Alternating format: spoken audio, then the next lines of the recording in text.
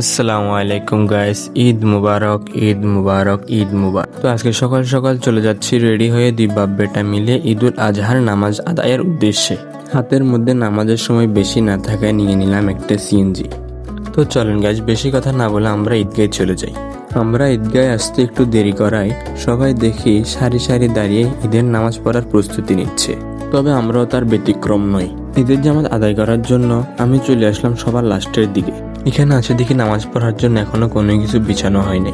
তো গাছ অবশেষে কার্পেট বিছানো হয়ে গেছে। আমরা এখন জামাতের সহিত সালাতটা সুন্দর করে আদায় করে নিব।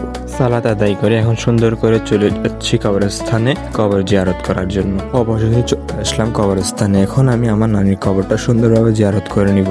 নামাজ শেষ করে ডাইনে বামে না দাঁড়িয়ে সোজা চলে আসলাম আমি আমাদের বাসায়।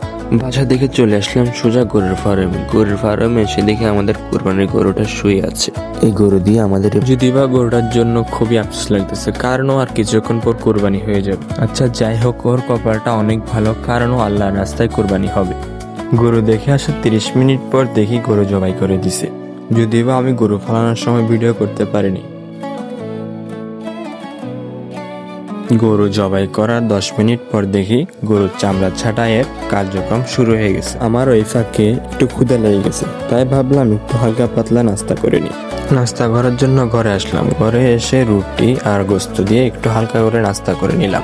আপনারা কেউ জানেন কিনা জানি না, কুরবানিদের গোস্তগুলো খুবই সুস্বাদু হয়।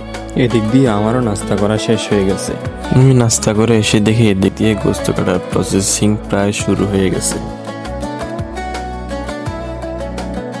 ঘুম থেকে উঠে দেখি গোস্ত কাটার প্রসেসিং প্রায় শেষের পথে।